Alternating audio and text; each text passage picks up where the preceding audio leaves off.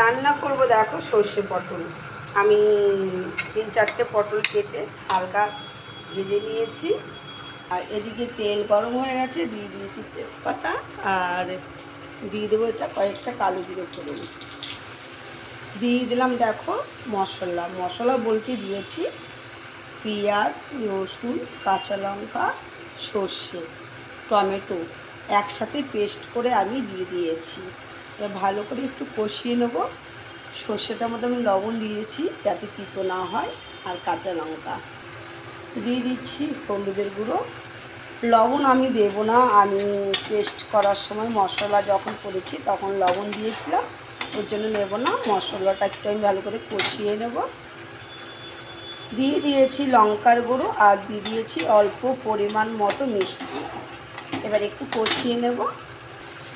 আমি কষিয়ে নিয়েছি। এবার দিয়ে দেবো পটলগুলো, ভেজে রেখেছিলাম পটলগুলো দিয়ে দেবো। এর পটলের সাথে মশলাটা আমি আরেকটু কষিয়ে নেব।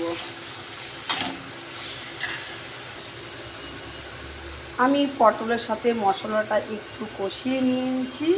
এইবার দিয়ে দেবো একটু জল, বেশি জল দেবো না, এটুকুই থাকবে। হয়ে গেছে, এবার আমি নামিয়ে নেব সর্ষে পটল।